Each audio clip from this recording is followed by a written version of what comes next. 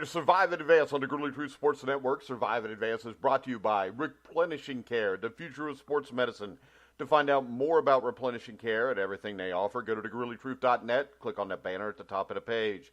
I am your co-host for Survive and Advance, Mike Goodpaster. Right now, I want to welcome in my other co-host.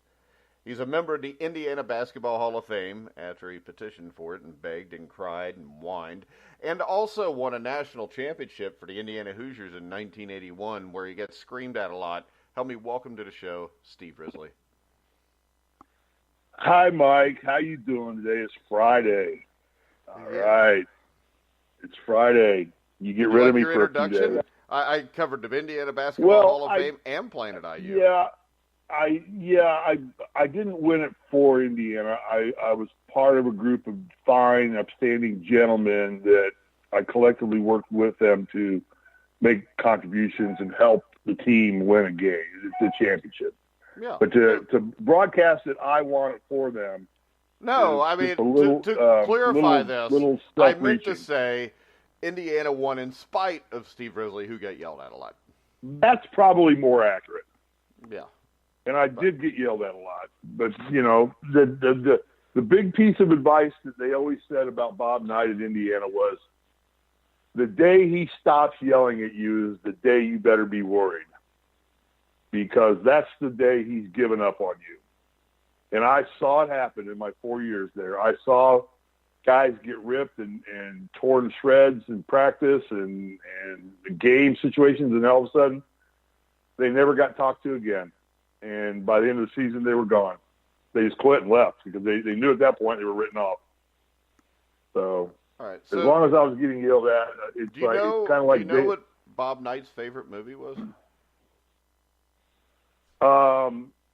Probably something like Patton. Yeah, that would have been my guess. That was a hell of a movie too. But it was a great movie. That was a great. I watch that. That's one of those Godfather type movies for me, where every time it comes on, I watch it. Yeah, I just like the beginning speech. I know, it's great. Behind the Flag, that's great. Yeah. And today, George C. Scott won an Oscar. He won an Oscar for that and wouldn't accept the Oscars. I mean, he never came and got his Oscar. I don't know why he did that. I heard it was because of police brutality. And he was protesting something. I don't know. All right, guys. For the first time in the Super Bowl era, the NFL has fired a referee in the middle of the season. Down Judge Hugo Cruz was fired for not maintaining a very high level of performance over a sustained period. One of Cruz's most notable missed calls came in Week 6 a couple weeks ago in the Chargers-Brown game, when Cruz failed to call a false start on L.A.'s Russell Okung. The Browns relaxed in anticipation of a flag. Phillip Rivers hits Tyrell Williams for a 29-yard touchdown to put the Chargers up 21-3. L.A. went on to win 38-14. So, Steve, finally a referee has been held accountable. That's a bold move for the NFL. I mean, that's basically admitting a mistake. And the NFL does not admit mistakes very often. There had to be more than one. I remember that play. So are they going to let that stand? And they let it stand. But in defense of this guy, there's 5 other referees on the field at the same time too. Yeah, but they can't change it. It's just the way it is. When you officiate a game, I mean, if you're coaching a game, whether it's high school, college, or pro, even if the dumbass misses the call right in front of everybody and the whole world sees it, if you go and you ask, like, the back judge, you saw him jump right, he's going to say, well, that's not my call. That's his call. Go talk to him. Yeah. There is the whole flaw with the instant replay, with the way officiating is done and conducted these days. I mean, they've made officiating almost as important as the players in the field anymore, where it used to be back in the day when I played, or when you played, which was a little bit later than I did. It's the referees were kind of considered part of the equipment, like a football or a tee or a yard marker. The referees are just part of the equipment to play the game. Now because of the way things are structured, they're as much a game as Andrew Luck is when the Colts play at Oakland this weekend. So it's a surprising move to me. In the end, they may be part of the equipment, but they're all idiots. All referees are stupid, from high school all the way up through the NFL. I've never met a good one. I don't want to go on that far on a limb, because I know a couple of NFL referees. I've met them before. Yeah. Well, I know they're one. not Jim idiots. Tunney. Jim Tunney was a good NFL referee. Yeah. But Jerry Markbright was all right. But overall, the guys today suck. I mean, they just. I have a question. Do they pick like pretty boy TV referees to do certain games? Because it seems to me when I watch games on TV, I always see the same referees. Well, that's because the games you see on TV, Thursday night, Sunday night, Monday night, are probably considered the best games, so they put the best referees on it. Do they really? So they don't randomly assign referees to games. They selectively select referees to go to certain games, which I think is wrong. I want to go back to this. I want to go back to the fact that you think certain referees are attractive. Well, I use the word pretty boy. I mean, they're usually the well-built ones, and there's a couple in particular. There's one African-American referee. It doesn't matter what color his skin is. That's the only way I can describe him. But I see him, and he's got the white hat on, so I think he's the head referee. He's almost on every game I ever see. He's the one with the microphone that says, we're going to play is under review or whatever. He's on like almost every game I see. And it's like, I just started wondering, do they just have TV referees? Are there certain referees that get the privilege of doing TV games? So I just saw. Maybe you get a reality show. The referees of Beverly Hills, they'll put them all in a big house. I don't know. But I just realized this. I should have known this. That there is a female referee in the NFL now. Yeah, there is. Yeah, I saw her in a game, and she was conferring with one of the line judges, and that doesn't matter either. It's just that I remember them talking about doing that, but I don't remember it happening. And then I just saw her pop up in one of the games. I mean, she was making any bad calls. I mean, I'm sure they know the rules. I'm sure as she well was, as anybody, because she's an official, and officials make all bad calls. So Mr. Cruz must have been screwing up on more than just one occasion. But I do remember that play. Yeah. I do remember the play in question. And I looked at it and go, they're going to call that back, aren't they? And the guy, matter of fact, the receiver just like kind of looked at him like, you're going to stop this, aren't you? And he just said, no, you get it not. I'm going to keep running. And then they just called touchdown. And even the announcers were confused on the play. So, all right, Steve, let's go to last night where the Houston Texans put up 42 points on the Miami Dolphins, beat the Dolphins 42-23. I think the fact that the Dolphins are 4-4 will tell you that the NFL is mediocrity, not parity, because they're just a bad football team. When you look at the Texans, Deshaun Watson, 16 for 20, 239 yards, 5 touchdowns. Lamar Miller, 18 carries, 133 yards. Will Fuller, 5 catches for 124. DeAndre Hopkins, 6 for 82 with 2 touchdowns.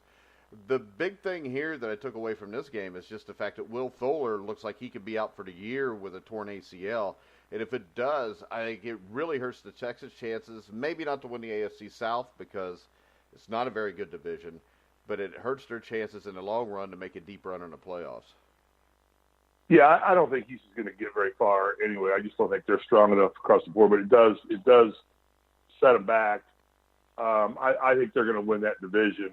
And actually, I think week 8, by now, you're halfway through the season. I think you're going to start seeing some teams separate themselves out.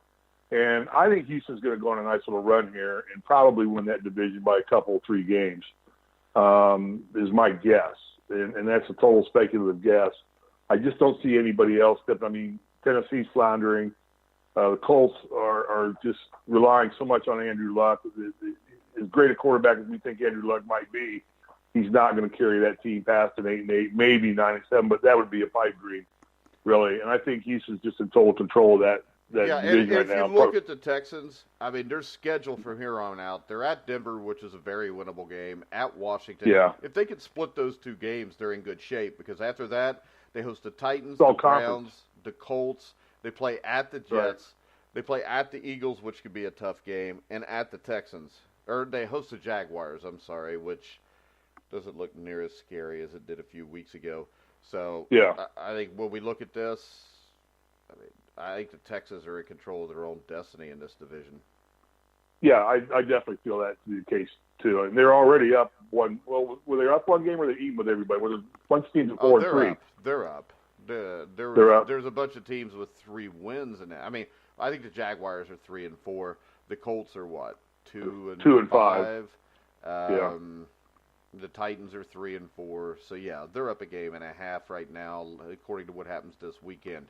When we look at this weekend's games, number one, the first game is Sunday morning at 9:30 a.m. in London, where the Philadelphia Eagles are at the Jacksonville Jaguars. Because let's face it, the Jaguars play at least one or two home games a year there, and of course they probably don't have any fans in London either.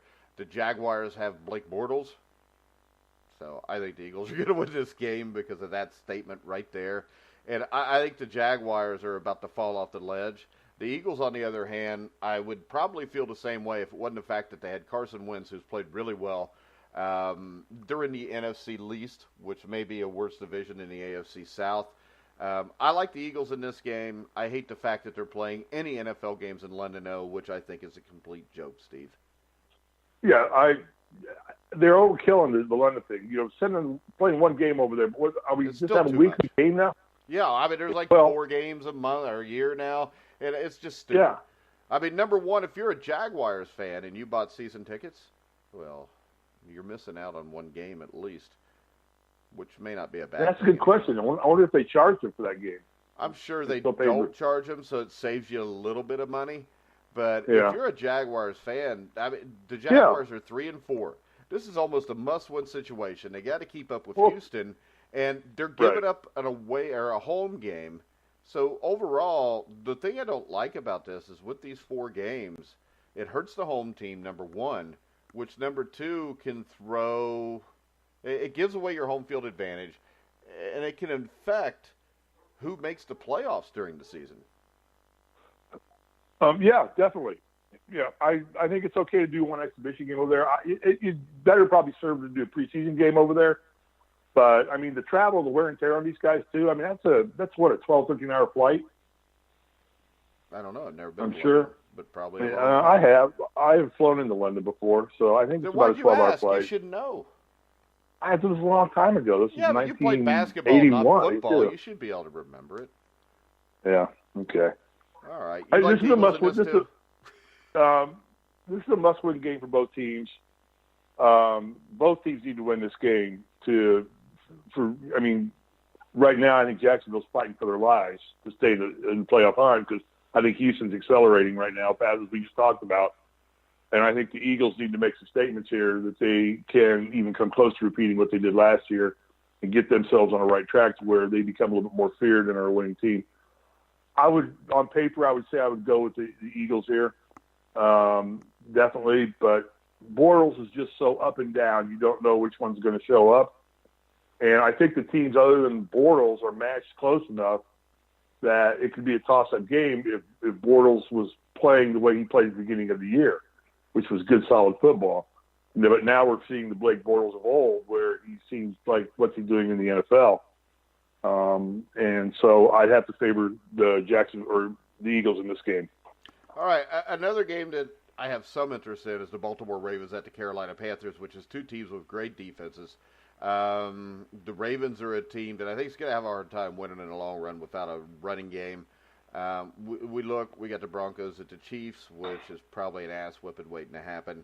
Cleveland at Pittsburgh, Seattle at Detroit, Tampa Bay at Cincinnati, Jets at Bears, Redskins at Giants, which you'll get to watch on the West Coast. That'll probably be exciting for you. That's weird. Yeah, I would have thought we would have gotten Oakland, and I was going to see my Colts because the afternoon game would be Oakland and Oakland and the Colts. But they're not. They're showing us the Redskins-Giants game, which is meaningless. And then not really, the Colts because and the Redskins are a first-place team, where the Raiders suck and the Colts are borderline suck. They could pull out of it if they get a win this week. You've got the battle for the number 1 pick with the 49ers and Cardinals, which I don't think anybody really cares about. The Patriots are going to bludgeon the Bills on Monday night. That brings us to the Packers-Rams. Is Aaron Rodgers good enough to pull the upset here, Steve? No. Okay, so we're done talking about the Packers and the Rams. The game of the week, I think, is the New Orleans Saints at the Minnesota Vikings, which is a rematch of, whatever. What name did they give that game last year? You know, where they threw the long touchdown pass, the Miracle in Minneapolis from last year. And I think this is a great matchup. I think both teams, I like the Saints to upset the Vikings here. I think they run the ball better than the Vikings, and I think Drew Brees is better than Kirk Cousins. I don't think it's an upset. I think the Saints are a better football team than the Vikings. I think the only reason it becomes an upset because the game's at Minnesota. But I think the Saints are they're kind of like Houston. They're starting to turn it on right now, and they're getting more and more dangerous every week they play. Brees has just been phenomenally amazing at 40 years old and under 6 foot tall, what he can do. But I think New Orleans controls this game, and Minnesota has looked a little inept in the last 2 or 3 games. So, yeah, I don't think it's an upset. Well, it is because they're an underdog. All right, let's look at college football. After this week's games, of course, the bowls or the college football playoff standings will come out. And you look at some big games this week. We got number 6 Georgia playing number 11 Florida in the world's biggest cocktail party. But the thing is this.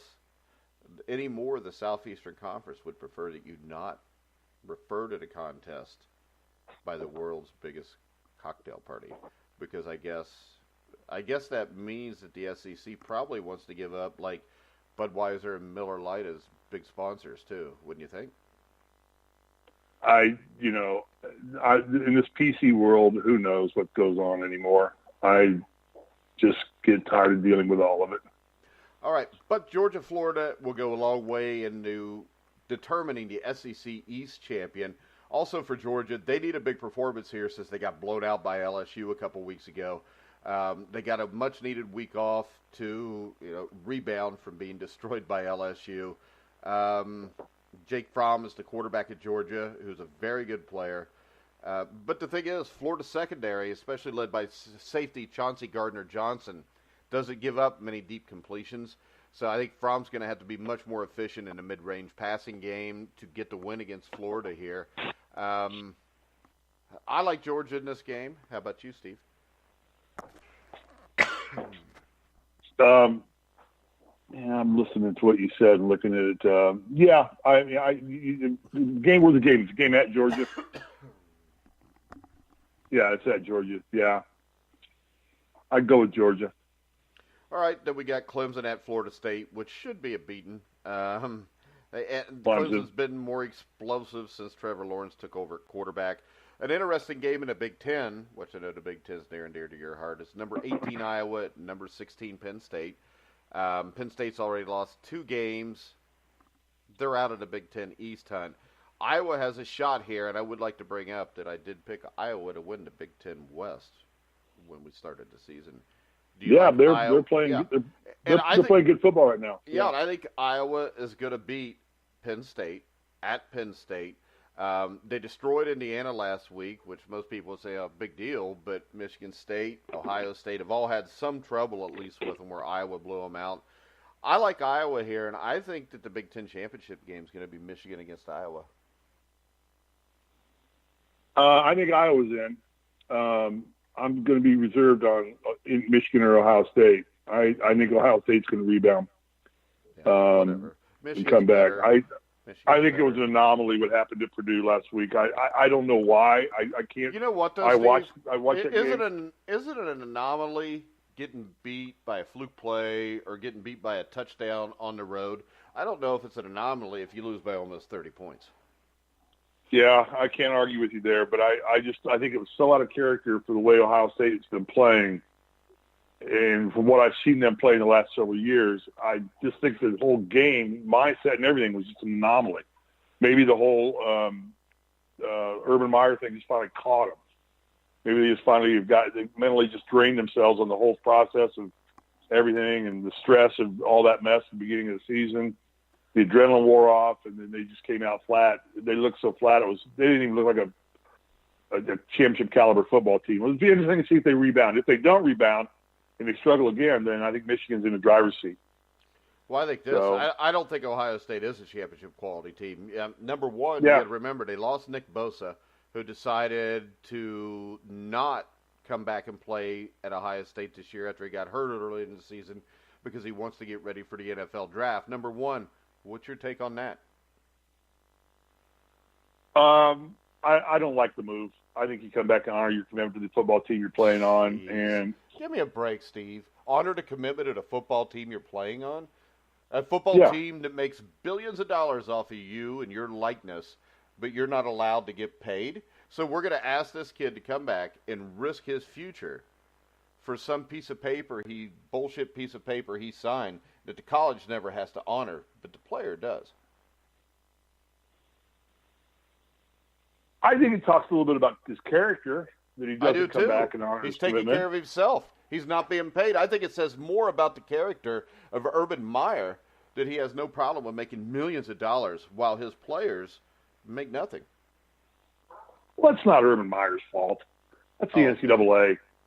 Well, you know what? I don't buy that, because this is pinning that on Urban Meyer. Hey, no, wait a second. Urban Meyer has said repeatedly that college football players should not be paid. So, yes, I pin it on Urban Meyer because his ass is getting paid. His ass is violating all kind of rules. Nothing happens to him.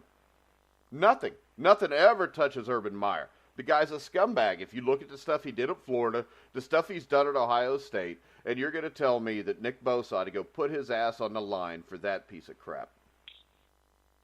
Well, when was Nick supposed to come back? Well, he'll be back. He could have been back in a few weeks. He'd have been back in time, but the problem is this. What if he gets hurt again? So, essentially, and just to confirm, Bosa basically just got injured, and then he just took rehab and just said, even if I get healthy this season, I'm not coming back. Yeah. I mean, that's chicken shit. That's chicken shit. No, what's chicken shit? What's chicken shit is the fact that you're going to defend not paying these players, that they should put their lives on the line. It has nothing to do with paying the players or not. Of course, I've always defended we should be paying. The players should be. Yeah, but you want them to work for free and possibly give up millions of dollars down the line. What about the other 100 kids who are on that football team that are counting on Nick Bosa, who aren't going to go to the NFL and make money, and who want a ring, who want a Big Ten championship, who he's made a commitment to that team? He's a vital part of that football team.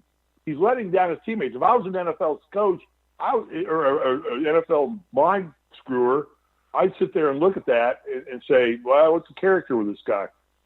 You know, is he just going to quit on us because he wants to be... He didn't quit. He's protecting his future. Okay. I see it as quitting.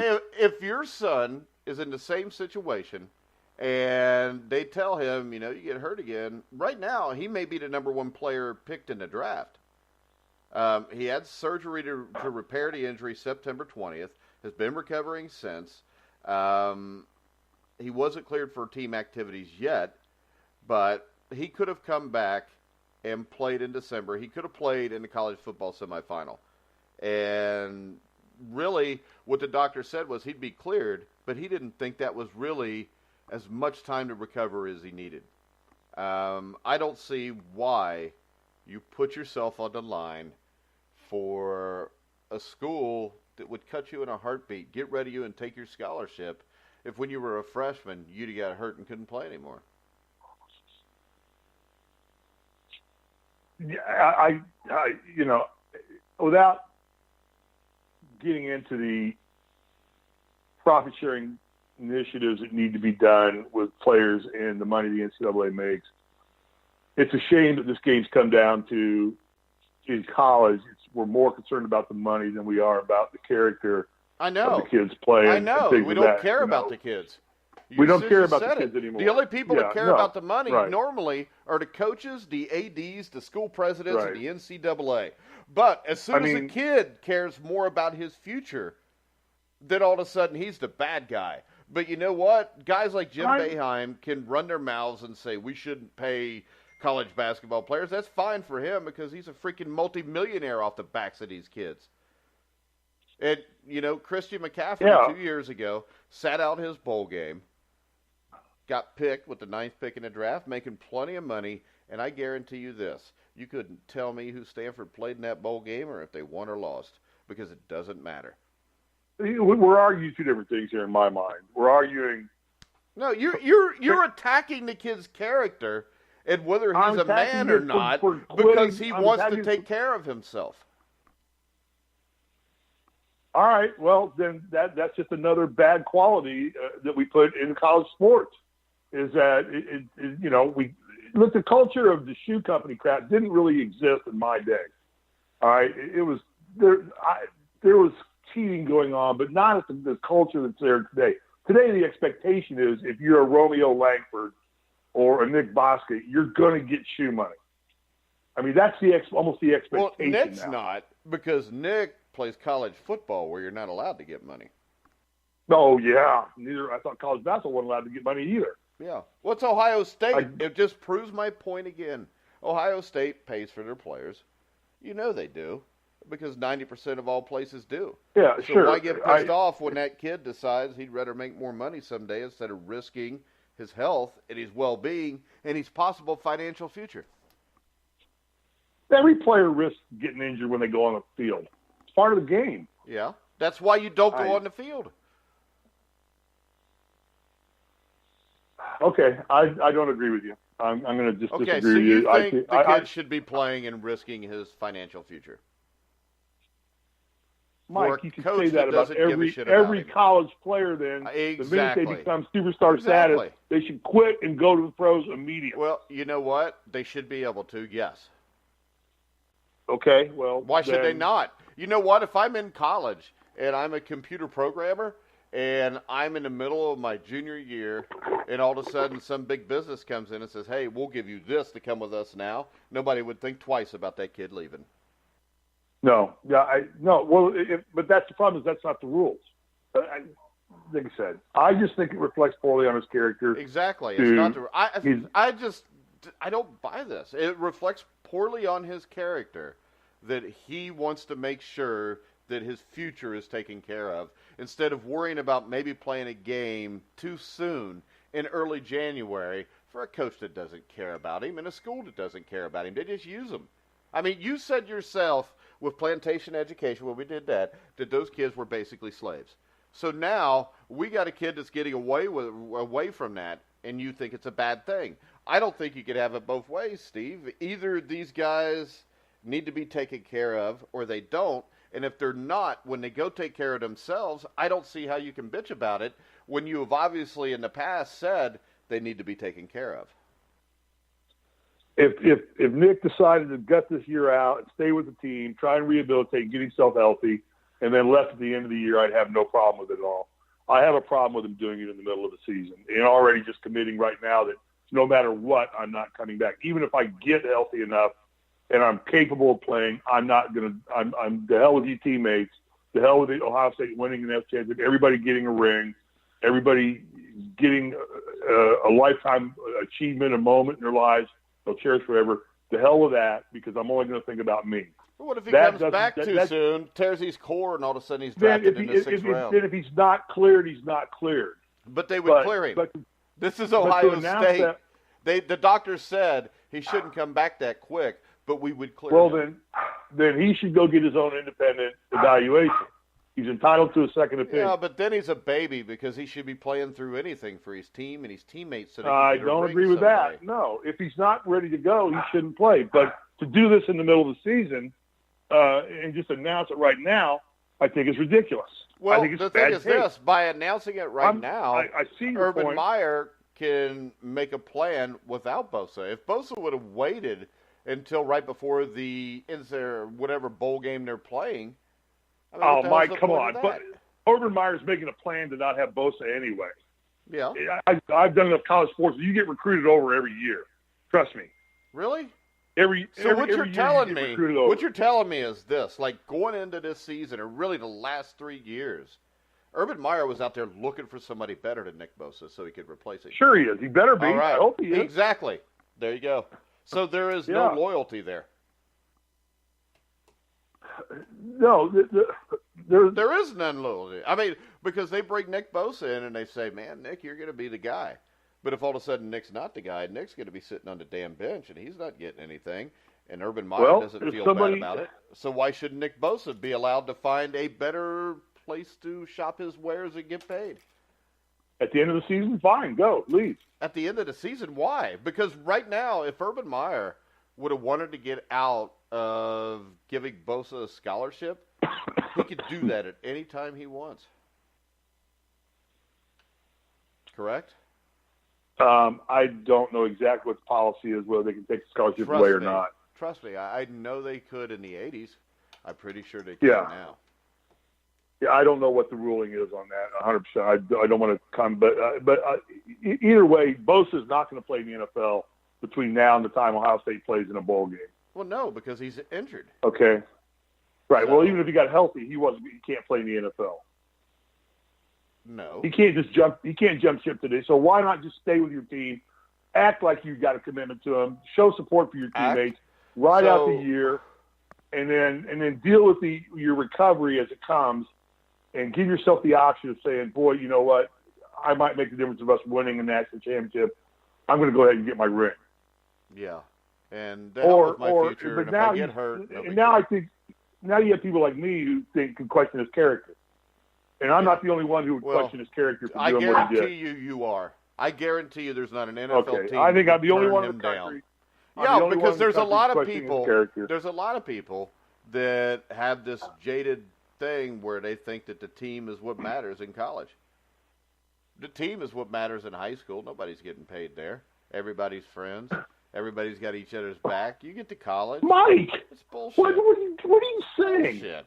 It's bullshit. College sports as a whole are a freaking joke.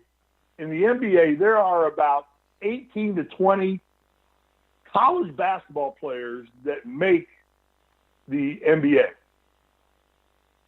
Yeah. So that means there are about 8,000 college basketball players that never get sniffed by the NBA. Yeah. So if you have the opportunity to play in the NBA or risk it by playing a college basketball game, you're saying you should risk it.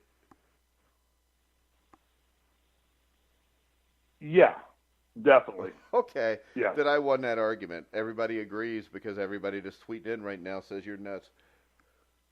All right. Okay. Well, you know what? There's a lot of selfish people in the world, I guess. But because when you take care of yourself, what would it have done to us? What would it have done to us in 1981? If about halfway through the Big Ten season in '81, Isaiah says, "You know, I'm going to be a first-round draft pick. I'm just going to drop off this basketball team and go sit and practice and wait for the Pistons to draft me next year. And sorry, you guys, I'm done with you." And I don't want to risk getting hurt, but I'm going to wait to get drafted. He was hurt? I've used the university enough now, far enough along, that I've got my position in a position. The hell with all the rest of you guys. Risley, you're never going to play in the NBA, but you might want a ring. But I'm not worried about you because I'm all about me. So I'm just going to quit in the middle of the year and not get hurt playing for Knight, who's an idiot anyway, according to some people, not me. But so then I'm done. So do we win a championship in '81 then? Hell no, we don't. Not unless We're not you even step relevant. your game up. Now, the problem with that is this. There's a big difference between 1981 and today.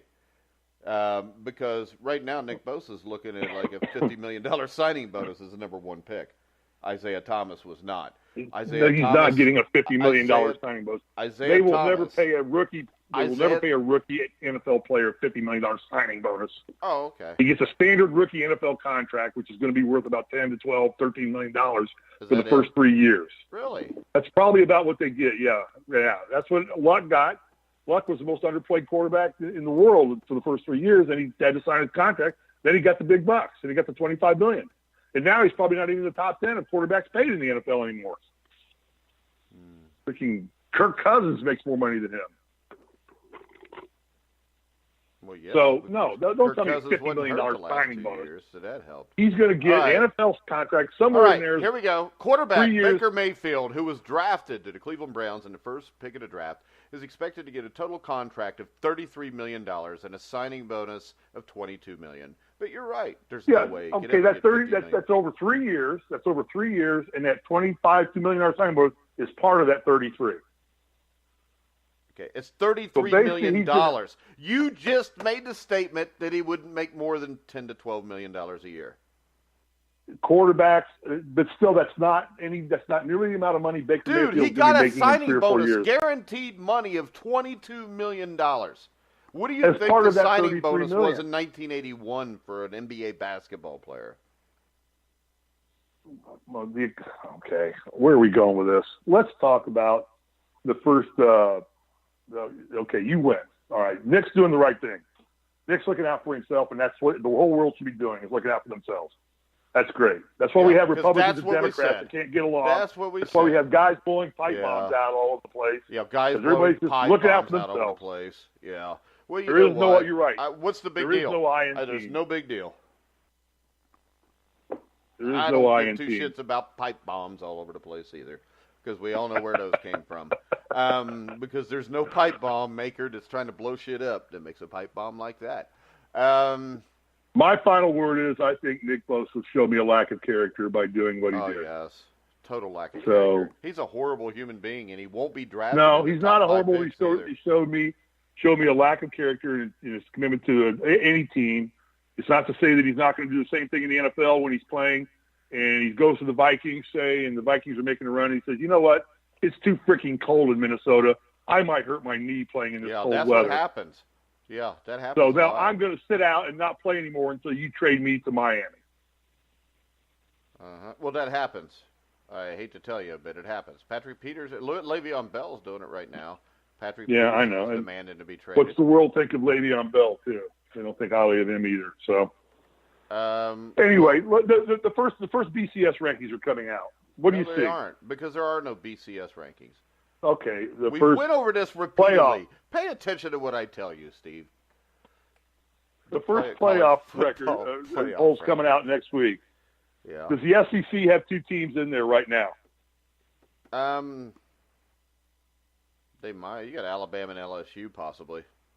But okay, so who are your top four? They shouldn't be. Do you want my top four the way I think they'll put it, or do you want my top four the way it should be? Well, both, because I agree with you. The way they're going to put it is going to be different than the way it should be. And the butterfly in the room is UCF. Yeah, if UCF is not in the top four, they're not. It's a joke. They're not. I know they won't be, but I don't think they goes undefeated should be twice yet. 2 years in a row. I don't think they should be yet. I think they should be a lot higher than what they'll be. I think they'll be ranked like 12 through 14, somewhere around there. Yeah, I agree. You look at the college football top 25 as a joke. I mean, Alabama at number one, they've beaten nobody. Sure, they've got a lot of great players, but they haven't beaten anybody. Notre Dame, I think, has played the toughest schedule out of all of them. They've beaten 3 or 4 top 25 teams. I think Notre Dame should be number one. I think Clemson should be number 2. I think LSU should be 3. I think Michigan should be 4. And I'll put Alabama at 5 until they play LSU, and then they prove whether they belong or not. At 6, I would go with UCF. I think this. UCF, they beat Pitt 41-14. Pitt's a team that almost beat Notre Dame at Notre Dame. And I think UCF beat them 41-14 at Pitt. And you can't get past the fact that they got Mackenzie Milton, who was going to be drafted to the NFL. He's going to play quarterback, probably a backup, but he's an NFL-level quarterback. They were undefeated last year. They've won at least 19 straight games right now. And the fact that anybody would have them below number 6 through 8 to me is mind-numbing. But I think that unless they get ranked in the top 10 coming into the first they're in the top 10 series, now. AP's got them, I get 9. But the college football thing won't. They will not have them in the top 10. You watch. No, I agree. I agree. And when you look at it, it hurts them that North Carolina had to postpone the game. I think that was because of a hurricane. Their level of competition has not been great. The only team you can really look at here, they beat Pitt 45-14. They beat Memphis at Memphis 31-30. Memphis is a team that was really good last year. They lost their starting quarterback, though. Not quite as good as they were, but that was a big come-from-behind victory. Memphis is 4-3. They're a solid team. But the problem I have is, like you said, when you've gone undefeated for 2 seasons, and last year they beat Auburn, my guess is this year you'll see them play like the Fiesta Bowl or the Orange Bowl or one of the bowl games that's a New Year's Day game, and they'll put them up against Florida, and they'll trash Florida. And they'll have beaten 2 SEC schools in the last 2 years. They'll have beaten 4 or 5 teams ranked during that time because last year they had 2 or 3 wins over top 25 teams. And in the end, we're never going to know how good they were. No, I would not have made this argument in your defense this time last year, but I will this year. It's because if they back it up and go undefeated 2 years in a row and they're not playing for the national championship, that's a flaw in the system.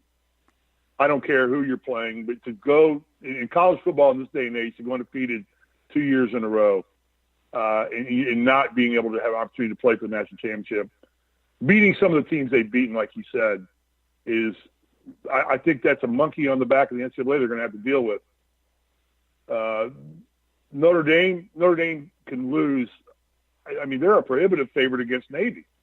I don't think the spread on that game's more than 1 or 2 points. Yeah. When you look at UCF, did you see that they had UCF fans that were going to go to College Game Day in Jacksonville for the Florida-Georgia game, but now they have canceled it because they received threats. So the UCF fans aren't going to go protest. Basically, they got a message from a Gator fan that said, "Can't wait to pepper spray you and destroy your signs. Keep your head on a swivel." And since, according to a guy at the UCF, the fans had children and older people signed up for the trip, and it was no longer worth the risk. So, I don't know. I don't know why I wouldn't go. I mean, come on. Just carry a gun. Be all right. Everybody's taking things a little too seriously here, basically. But yeah.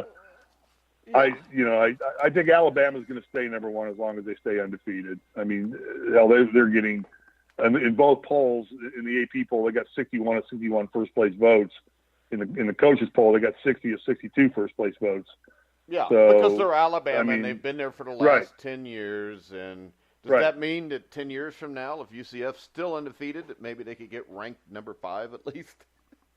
I don't know. That's a good question. And the thing is this, if you look at it, Scott Frost coached that team last year. They've got an entirely new coaching staff. And Scott Frost went to Nebraska, and I think he's won 1 game this year. So it wasn't just because of Scott Frost. They've got a very talented football team, and they should have a chance to prove it. I agree. No, I'm in your camp. I think if they stay undefeated, and they've got, 4 games left to go? Yeah, they play 11 game schedule. Their last game right now is against the 21st ranked team, South Florida.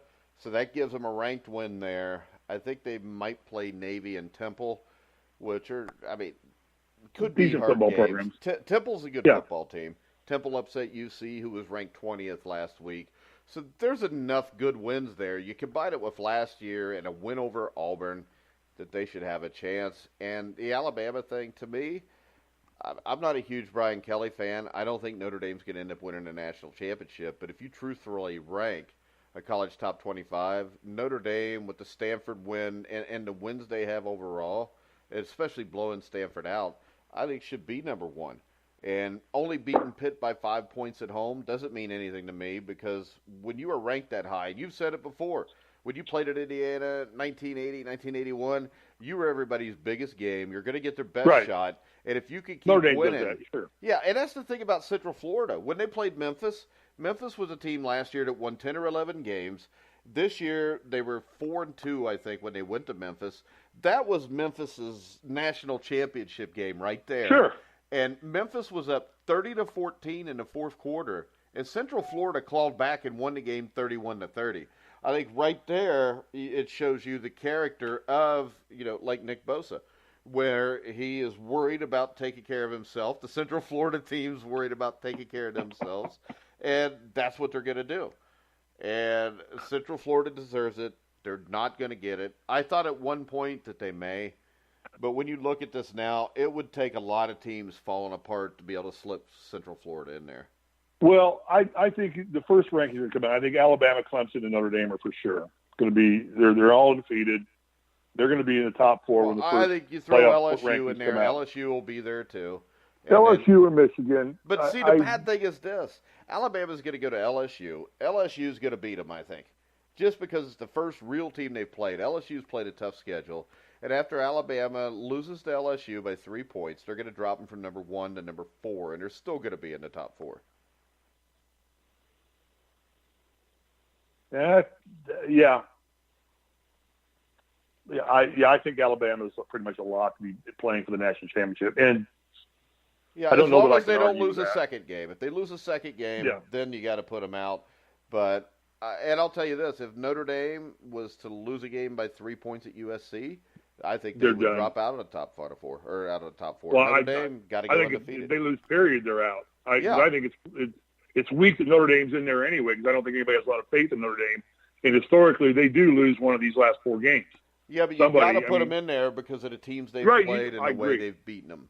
Because I'm no big Brian Kelly fan. I mean, Brian Kelly is a gutless coward who only cares about himself. You can just look back to the UC team in 2009 that goes undefeated. They were ranked 3rd in the country. He jets for Notre Dame after lying to every one of the players and just left. That was a team, I think, had Travis Kelce on it still. Had Tony Pike at quarterback. That team was loaded, and he basically destroyed that team. They go out a few weeks later and get blown out by Florida. They lose like 52-20, and that University of Cincinnati team could have played with anybody that year. Brian Kelly, you didn't throw in the kid on the scaffold filming the thing where he tells him to stay up there. The wind blows it over and kills him. So I got no use for Brian Kelly. I've always been a Notre Dame fan.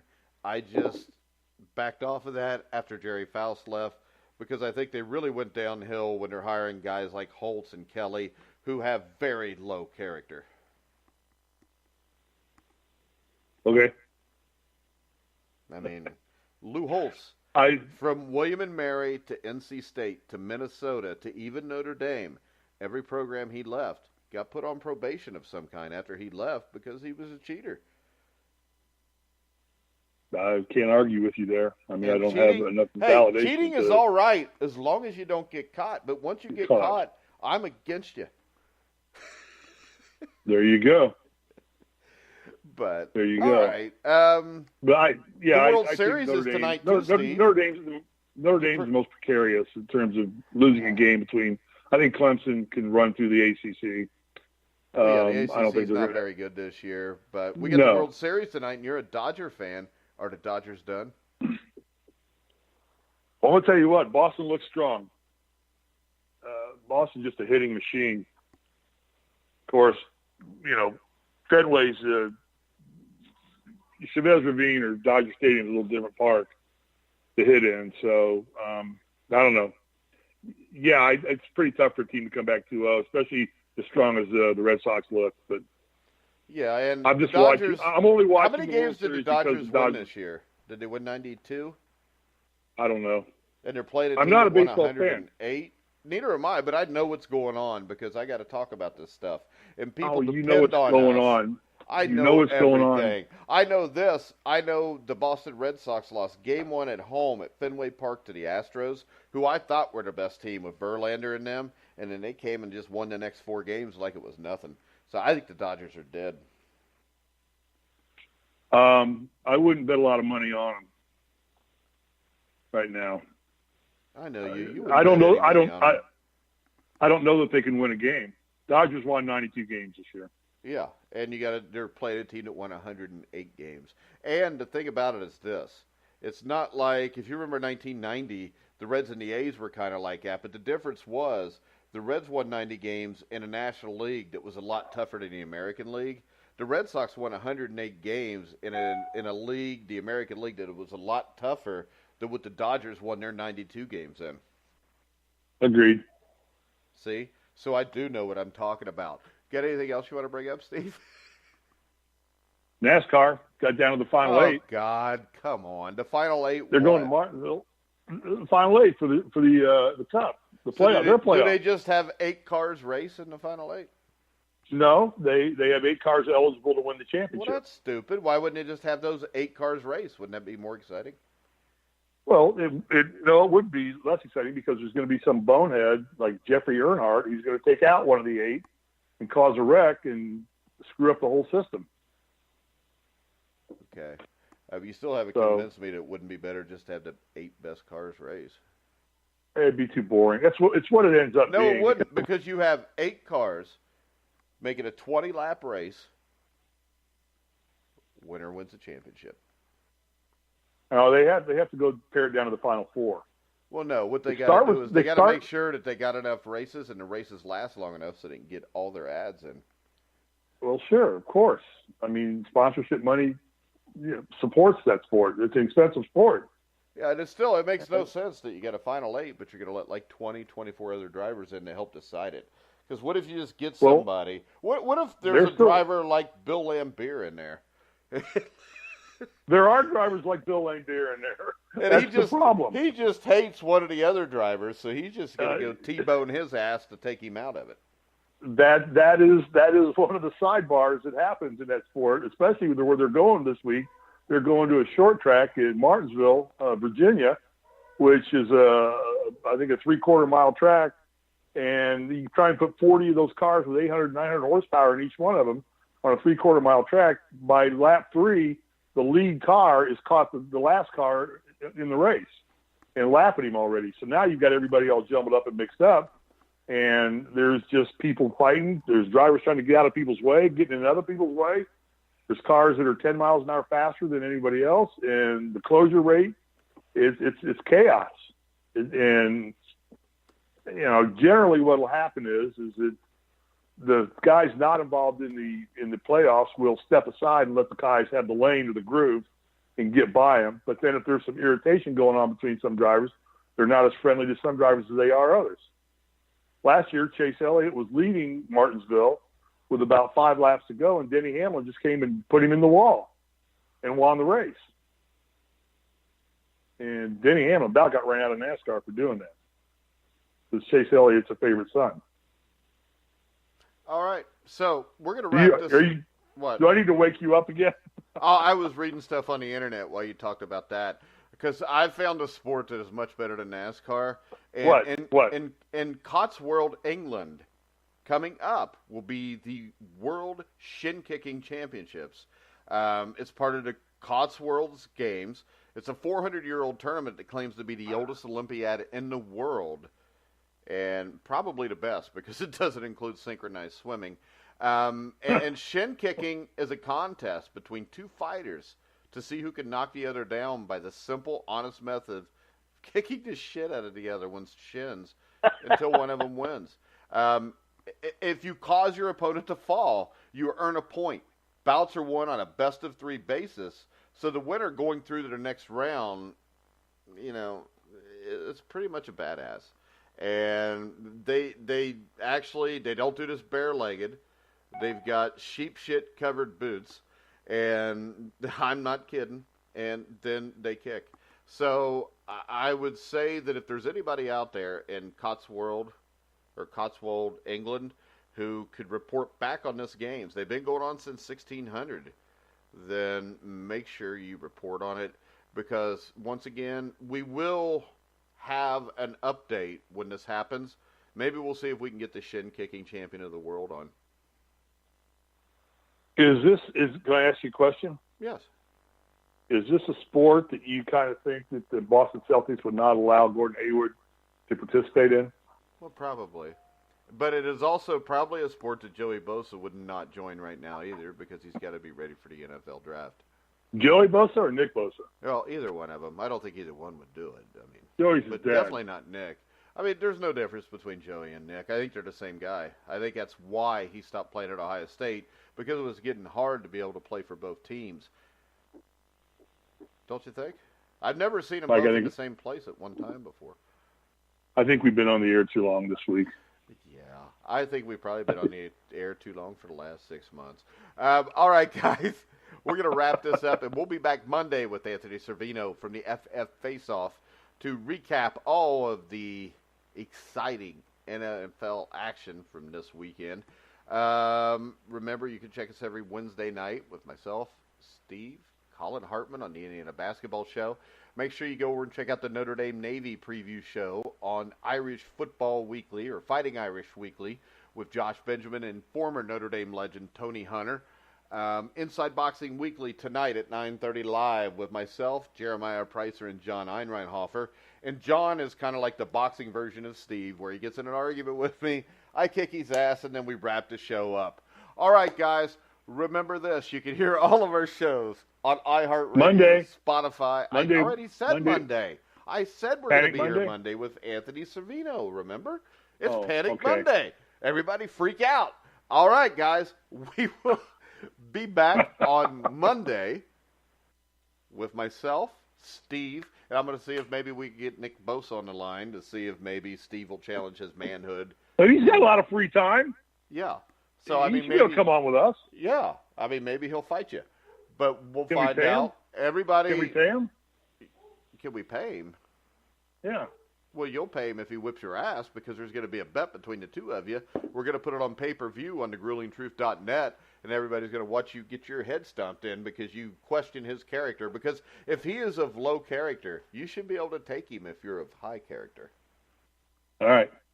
But remember, you can hear all of our shows on iHeartRadio, Spotify, iTunes, TuneIn, Spreaker, Stitcher. Wherever you find sports podcasts, you'll find The Grueling Truth. So for Steve Risley, I'm Mike Goodpaster. You've been listening to The Grueling Truth, where the legends speak.